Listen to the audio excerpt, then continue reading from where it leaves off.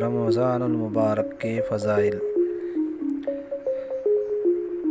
حضرت سلمان رضی اللہ تعالیٰ عنہ کہتے ہیں کہ نبی کریم صلی اللہ علیہ وسلم نے شعبان کی آخری تاریخ میں ہم لوگوں کو واضح فرماتے ہوئے فرمایا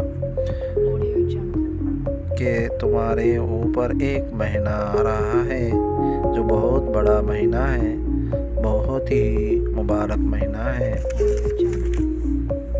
اس میں ایک رات ہے شب قدر والی جو 1000 مہینوں سے بڑھ کر ہے۔ اللہ تعالیٰ نے اس کو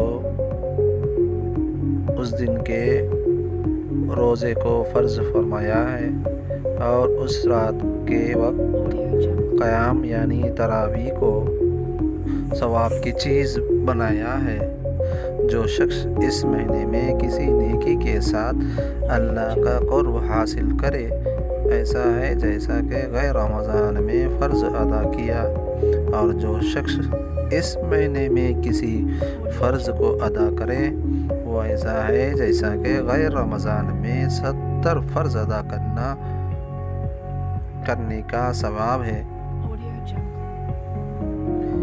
یہ مہینہ صبر کا ہے اور صبر کا بدلہ جنت ہے، اور یہ مہینہ لوگوں کے ساتھ غمخواری کرنے کا ہے۔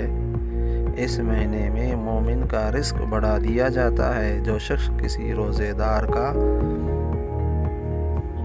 روزہ افطار کرائے، اس کے لیے گناہوں کے معاف ہونے کا اور آگ سے خالص کا سبب ہوگا، اور روزے دار کے ثواب کی مانند اس کو ثواب ہوگا، مگر اس روزے دار کے ثواب سے کچھ کمی نہیں کیا جائے گا۔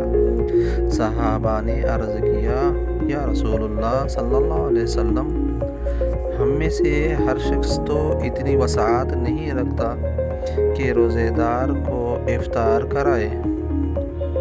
تو آپ صلی اللہ علیہ وسلم نے فرمایا، پیٹ بھر کر کھانے پھر موقوف نہیں، یہ ثواب تو اللہ جل شانہ ایک کھجور سے کوئی افطار کرا دے یا ایک گھونٹ پانی پلا دے، ایک گھونٹ لسی پلا دے، اس پر بھی اللہ تعالیٰ مرحمت فرماتے ہیں۔ یہ ایسا مہینہ ہے کہ اس کا اول حصہ اللہ کی رحمت ہے اور درمیانی حصہ مغفرت کا ہے اور آخری حصہ آگ سے آزادی کا ہے۔ اللہ ہم سب کو کہنے سننے سے زیادہ عمل کی توفیق عطا فرما، آمین۔